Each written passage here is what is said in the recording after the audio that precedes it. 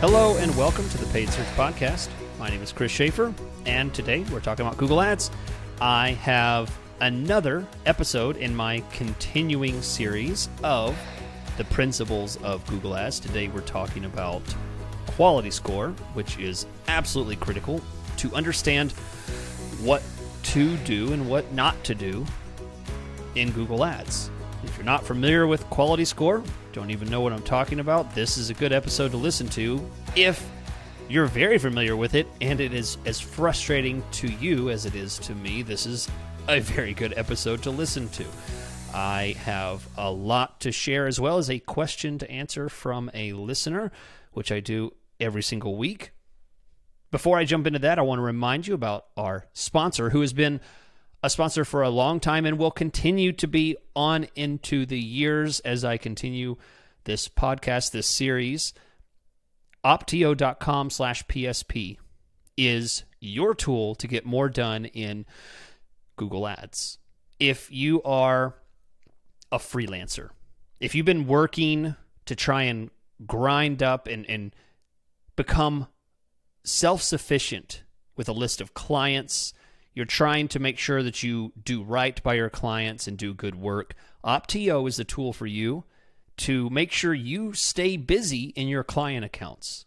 This is a tool designed for people with multiple accounts, and you can make sure that you stay on top with alerts that can even email you or alert you through Slack, or you can log into the tool and grind through some tough decisions about bidding strategy changes that you might need to make, negative keywords you hadn't thought of, search terms that need attention, certain drops in impression share, CTR percentages. There's all kinds of things that you might miss, and especially as your client list grows, you'll miss more and more of them. So Opteo is the tool to stay on top of those, make sure you don't miss out on the most important things. You can try this amazing tool for free for 2 months. That's 2 full client cycles for you to try this tool out. See how well it helps you stay on top. I guarantee it'll help your daily process of grinding through accounts. It is opteo.com/PSP. The link is in the description, whether you're listening on YouTube, Spotify, Apple Podcasts. The link is there. Please check them out. They are a continued sponsor, and they help me put time into this podcast. So if you appreciate this podcast, that's a good way to thank me for the work that I put in. All right, let's get on with my part of the commitment. I'm going to deliver good content for you. And if you've been listening to the podcast for a while, you know the podcast has changed. The format has changed. This is all meat, no fat. And we're going to prove that by jumping straight into the question of the day from John in Texas, the greatest state in the union. John says, "Hi, Chris. I really love your podcast. It is by far the most valuable Google Ads podcast that I have found to date." Oh, thank you, John. "I am managing a Google Ads account for a company that has a very specific high-end customer target, and therefore we only need very defined search traffic." So if you're listening here, John's laying out his concern, and then he's going to lay out his question. So the very first thing that he states here is that high-end, very well-defined search traffic. So this might be business to business. This might be a product that's very expensive and the average person cannot afford it. There's a lot of reasons why you would need to be very analytical about your traffic that's coming in. John continues and says, "We have used a blend of broad match, exact match, and phrase match keywords." So here's 2 questions. Does Google frown upon only using exact match keywords? Question 2, will they limit the campaign if broad match keywords are not used? Am I wrong in my estimation that Google favors broad match for campaigns? Thank you, John, for the question. By the way, you can send in your own question at paidsearchpodcast.com. There's an email there. You can send in your question, paidsearchpodcast.com. John, as always, I like to give my answers with full context from beginning to end because I can't assume that everyone knows everything about this topic, so I'm going to start from the beginning. First, I'm going to answer the question directly. Does Google frown upon only using exact match keywords? The answer is yes and no. I'm going to qualify that soon, but the real answer to that is yes and no. It really depends. Your question for part 2 was, do they limit the campaign if broad match keywords are not utilized? The answer is yes and no. So obviously, this is a complicated question, and I am going to get into the yes and no part. So let's go through the first one. Does Google frown upon only using exact match keywords? The answer is yes when you are using specific bid strategies. And to be clear, just to lay this out, I am assuming that John is only referring to search campaigns because he said highly specific, high-end customer targets, so he's very specific about defined search traffic. Okay, so yes, Google will frown upon or penalize or downgrade or whatever term you want to use. We don't know exactly what form it takes every time. Basically, it means some kind of degrading of the impression or the reach capabilities of the campaign. So that is the case if you are using automated bidding, like max conversions, target CPA, target ROAS, maximize ROAS. Those bidding strategies are fully automated conversion bidding campaigns. Those kind of campaigns, in my opinion, are great campaigns for people that have already surpassed a, let's say, phase 2 of Google Ads. If you don't know what I'm talking about, go back about 3 episodes and you'll hear me talk about the phases of success. Listen to that episode. That's an important episode to understand. So I do not think that max conversions, target CPA, or any of those conversion-based automated bidding strategies are appropriate until you have established success in your account. So why would I ever use them? Well, the reason that they could be good is because they can go beyond what an average campaign would if it's max clicks or manual CPC or target impression share. It can go far beyond that with an automated conversion-based bidding strategy because broad keywords can take it to every level of the funnel. It is, as Google says, a comprehensive match. So Google will define broad match as comprehensive match, meaning that it is not restrictive. It's not constraining in the way that it works. So Google is going to frown upon exact match and even phrase match keywords in these automated conversion-based bidding strategies because you are constraining, restricting, hurting their ability to test different levels of traffic from top of funnel, middle of funnel, bottom of funnel, funnel adjacent, all these different ways of finding traffic that could convert. These phrase match keywords are restrictive. So therefore, they can't go where they want to go, so it doesn't work as it's intended. Just like if you put square tires on your car, it'll still go, but boy, that's going to be a rough ride.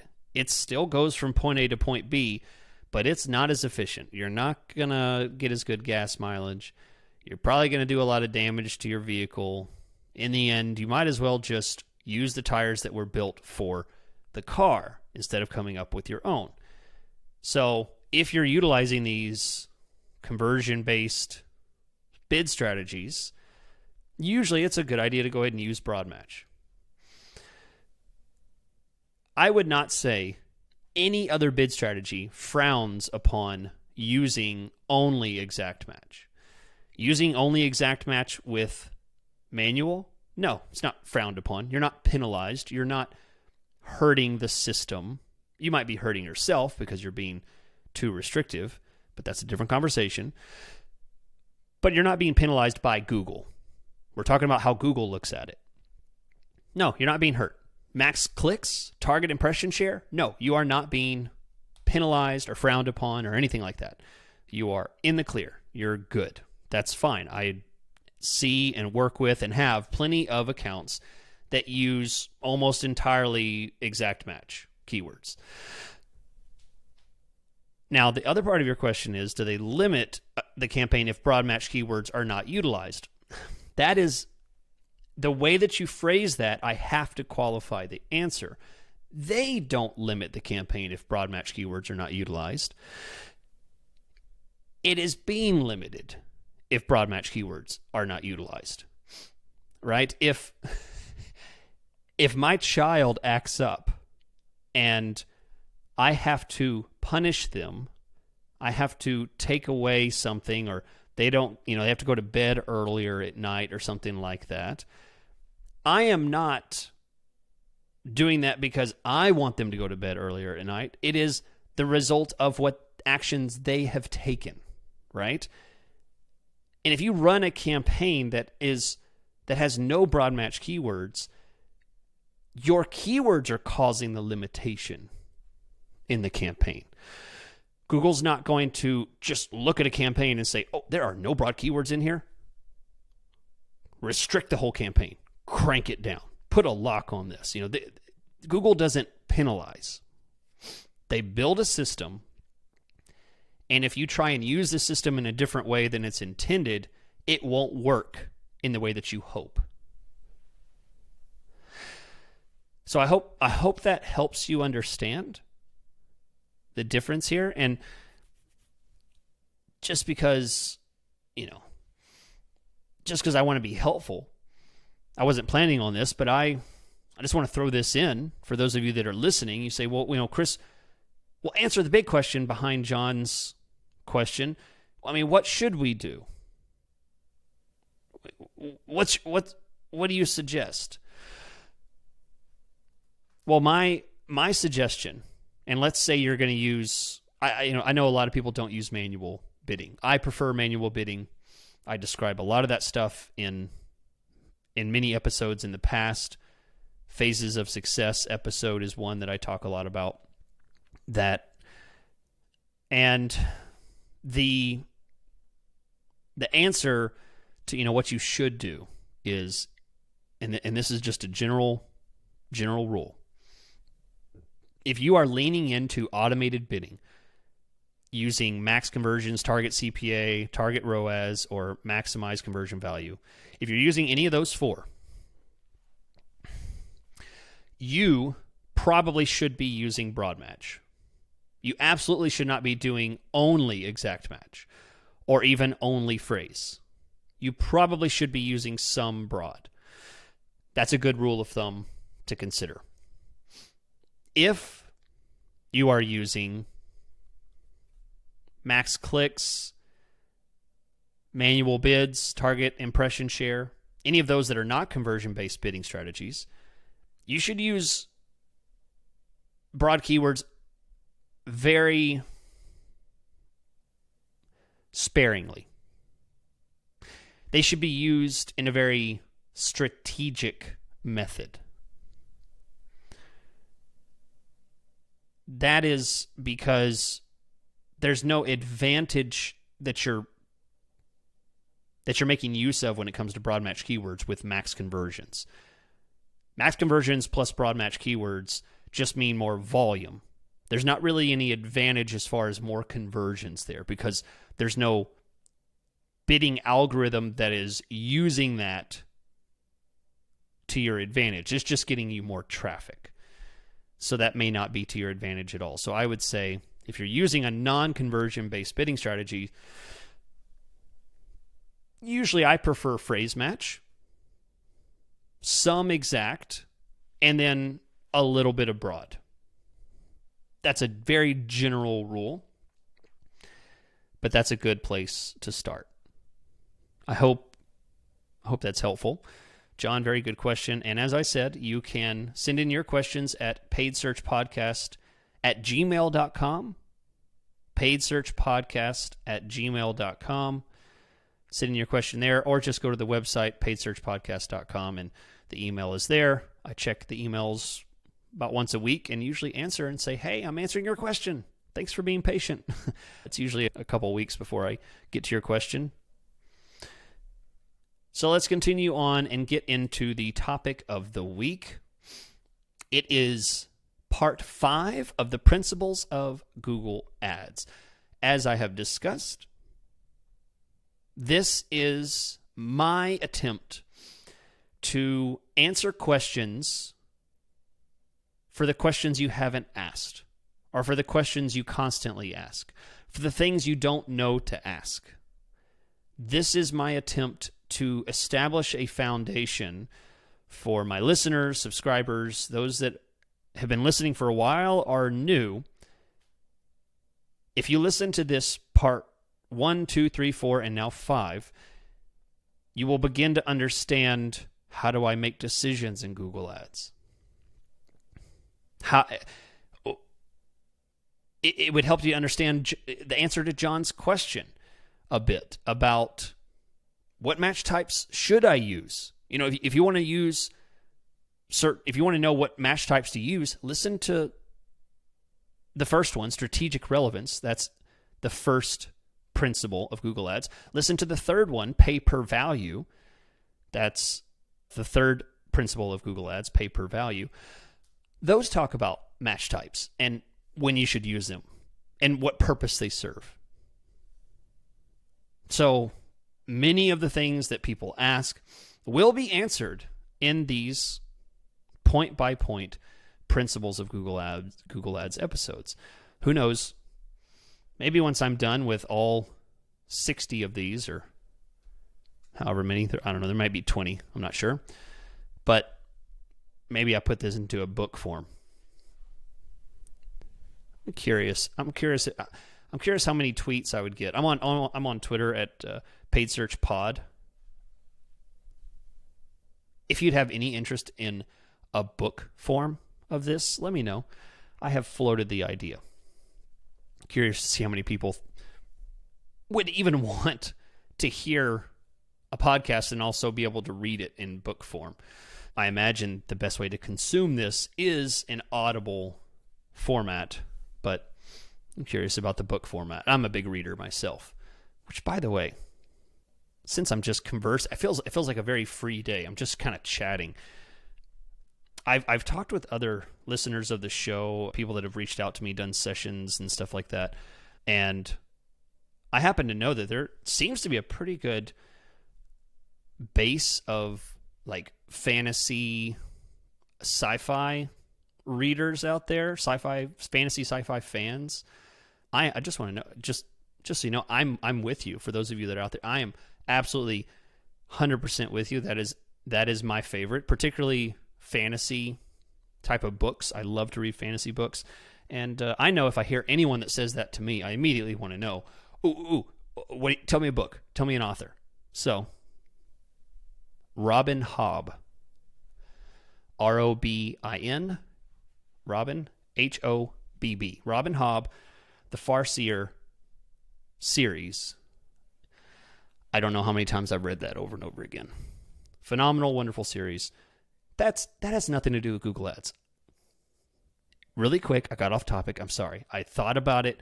I just thought I would share that. For those of you that are readers, fantasy readers, I just did you a massive favor if you have not read any Robin Hobb. So, okay, I'm back on topic now. Sorry. Let's get into the topical discussion, quality score. I lied. One more thing. Opteo. I got to tell you about Opteo. Opteo.com/PSP. While you're listening to this, pull up a browser on your computer. You're watching on YouTube. Open up another tab. Opteo.com/PSP. This is the way to handle your client overload. When things are hectic, when you don't know what to look at, when you need someone looking over your shoulder, giving you ideas, this is the tool to help you get done faster with your client daily workload. It is a wonderful tool. I am serious when I say I hear people tell me, and of course I use Google Ads. And of course I use Opteo. They tell me that all the time. It is a standard tool. If you're not in on the game on the 2-month free trial, you're missing out because it could go away. Opteo.com/PSP. All right, without further ado, quality score. Specifically, what we're talking about today is quality of traffic versus quality score. So, let's define this really quick. First of all, quality of traffic is just basically, is the traffic that you're bringing in what you want? Is it qualified? If you are selling green sweaters and everybody who's coming into your store is looking for a new car, your quality of traffic is awful. It might be good quality traffic for someone, it's bad quality traffic for you. All traffic is traffic, but not everything is qualified for what you want. So quality of traffic is always going to be relative to you, your business, your client, whatever it is you're trying to do. You don't run ads on Google for nothing. It costs money, so you're gonna want to make sure it fits with your priority. So quality of traffic ensures that you're on course for that goal. Is it qualified? Quality score is something that Google has given us. So every keyword has a quality score. It's rated from 1 to 10. It is available on the keyword tab, and you can see that if you add the column for quality score. Some keywords may not have a quality score because they may not have enough volume. They might be new, or they just may not get enough impressions or clicks. But if it gets volume, it should have a quality score from 1 to 10. Google does not give us decimals or breakdown of anything more than just 1, 2, 3, 4, 5, 6, 7, 8, 9, 10. Although there is a actual decimal number, but we are not privy to that information. It is just given to us as a round, solid, single number. So, let's talk about the fact of quality score. Some keywords are never going to get a good quality score. If you struggle with quality score, if you pay attention to it, this is a bane on you every time you open up Google Ads and look at quality score. It is frustrating. For example, I have a client that has always had very bad quality scores on cat grooming cost. It's a good keyword. They offer dog and cat grooming services, and the cost term sometimes can be good because they want to know how much does it cost. They want to get a quote. They're exploring. It's a higher funnel kind of keyword, but it's good. It's a good one. But Google hates the keyword. I assume because cat grooming is a thing that cats do, and when you put cat grooming cost, it's confusing to the algorithm. I don't know. I don't know why. They have plenty of the ads have cat grooming in them. The landing page has cat grooming. The keywords are cat grooming. But for some reason, Google doesn't like it. So it gives me a poor quality score rating, like a 1. 1 or a 2. Now, another way that you might experience poor quality scores would be changing a keyword from broad to phrase or exact. That can change your keyword from a 7 out of 10 to a 3 out of 10. Just like that. Just like that. And that is crazy frustrating. If you have experienced that, you're like, oh, I'm getting a lot of unqualified traffic, right? My quality of traffic is not good. So I'm going to change this to phrase. I'm going to change this to exact. And then immediately you get low quality score warning. And it's 1 out of 10, 2 out of 10, 3 out of 10. This can be super frustrating because you are battling two systems. Quality of traffic versus quality score. Which one should I pay attention to? Sometimes you can't have both. Some advertisers have to make a choice to manage their quality score or manage their quality of traffic. Quality score and quality traffic are not always the same thing. For example, landscape lighting system is a good keyword for quality of traffic. I have a client that does landscape lighting, get really good stuff. Landscape lighting systems. This is a great term because it's people that are looking for, and inherently they're looking for a system, a solution, right? So people are wanting, an all-in-one kind of package. And then once they start to look it up, they realize, oh my gosh, I don't know how to install this. Very often it leads to, okay, landscape lighting installation companies or something like that. It's a very good mid-funnel kind of lead-in for landscape lighting system or a landscape lighting lead generation.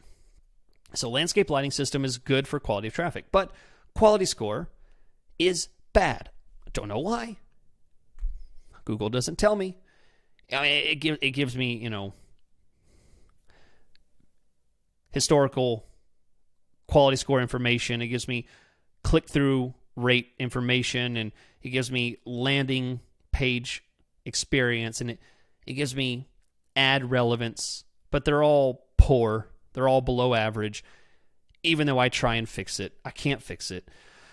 And I'm left with an issue. Well, do I change this to broad match and take a hit on quality score? Or take a hit on quality of traffic? Or do I keep the low quality score and keep my quality of traffic the way it should be? And here's another example. Lighting installer broad match is a high quality score keyword, but is absolute trash when it comes to quality of traffic. So this broad match keyword, Google will provide 7 out of 10, 8 out of 10 quality score. 6 out of 10. Those are acceptable. Those are moderate. I'm usually happy with those.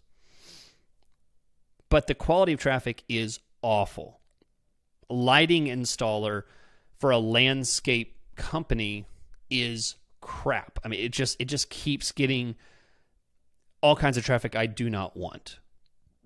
It's broad match, so the system will be a little more happy with broad match. It'll give better quality score rankings for broad match. A little more broad targeting, and Google tends to reward it. But on the other hand, the landscape lighting system, phrase match or exact match, great quality of traffic, very poor quality score. So, what's the lesson here? If you're familiar with how this works, and you're familiar with this dance that you have to play, what do you do? Well, the fact is, there is no solution. It is a dance. It is a continuing struggle that you have to learn to manage. And I'm going to give you my opinion about what I do and how I deal with this quality score, quality of traffic conundrum. And here it is. I say don't base your decisions entirely on quality score. And I'm going to give you advertiser A and advertiser B. Okay? Advertiser A we'll say, is an advertiser that has bowed to quality score. They have given over their decision making to that little number that is on the screen. The little warning on the screen that says low quality score warning and 1 out of 10, 2 out of 10. They are avoiding any of those in the account.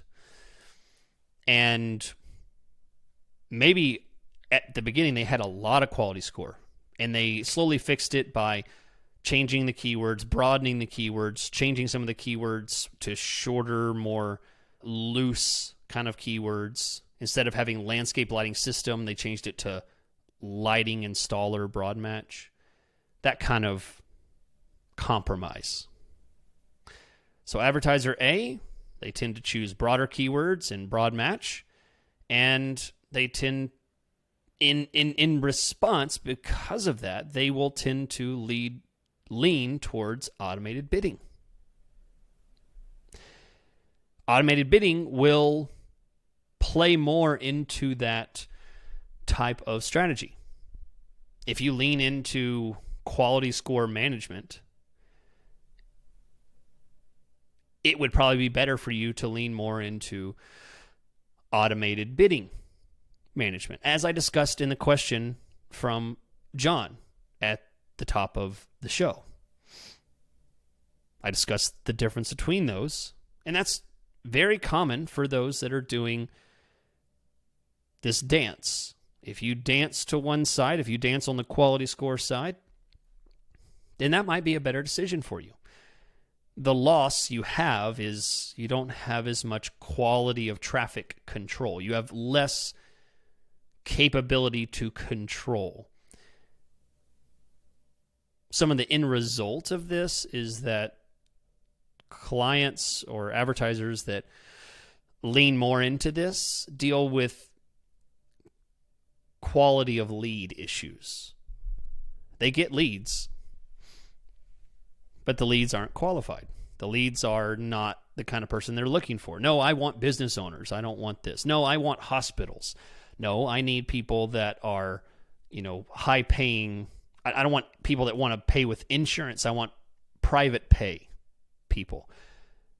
That might be the kind of thing, as John described it in his question at the top of the show, highly specific targeted kind of things are going to be very difficult to specify when you lean towards quality score management rather than quality of traffic management.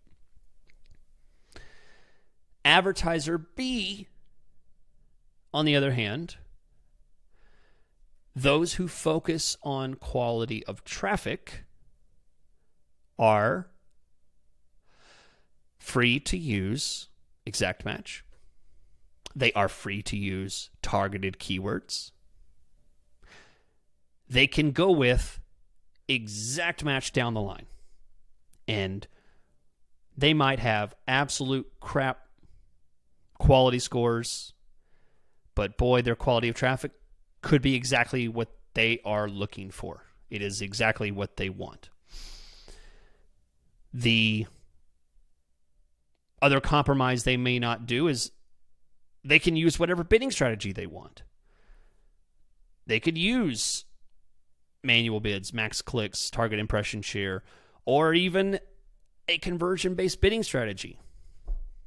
Now, there are consequences to that, but that might be what they lean towards. They're free to do what they want to do because they don't pay attention to the quality score. They can make their own decisions in any way they choose. The consequences there, of course, is they tend to pay higher CPCs. I mean, you tend to get a little bit of impression suppression because these quality scores factor into your ad rank. And that might be a topic I actually discuss. I realize I have not introduced ad rank, so as I record this, I'm going to make a note that ad rank needs to be discussed.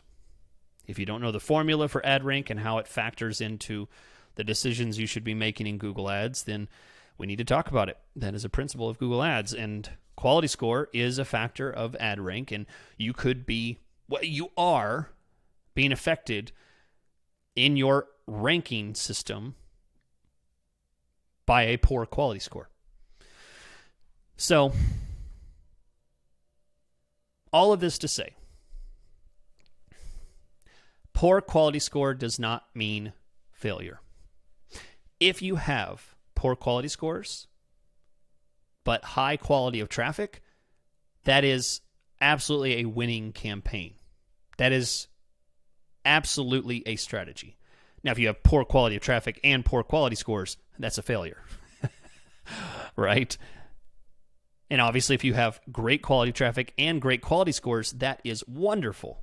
I don't want you to think that those that do manual bidding and use exact match keywords and all of those things are always going to have quality score issues. That is not the case. This is a situational, very specific to the advertiser kind of thing. But just because you have poor quality score does not mean you're doing everything wrong. I absolutely have plenty of accounts that I manage and consult for and work with people on a one-on-one basis. They reach out to me, they have questions about this, and I explain this very thing to them and show them the proof.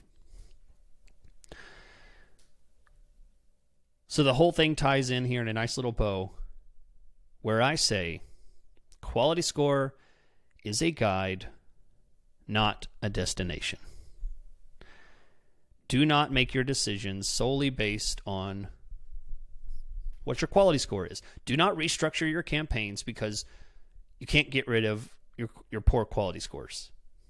Do not build some kind of SCAG, single keyword ad group system because you want to go from a 5 quality score to a 7 or a 10 out of 10. That is a bad decision. Do not make decisions based on quality score. Quality score is a guide, not a destination. And that is almost word for word what Google says in their quality score help files. You can look up the documentation. They say very clearly, this quality score was made for me, Google. I'm speaking as though I'm Google. Quality score was made for Google. It was not made for you. They give you that information, but it was not made for you to make your decisions on those things. And that is a wrap. Thank you so much for listening. My name is Chris Schaefer. You can find me at chrisschaefer.com. Every episode has a link to my website. If you would be interested in one-on-one consulting, live consulting sessions, I do those over Zoom, do them every single day. You can book a session on my website. Reach out to me, ask some questions there if you think it might be a good match for you. And if not, do me a favor, check out the sponsor, Opteo. Leave a positive review. Thank you so much for being here. I will catch you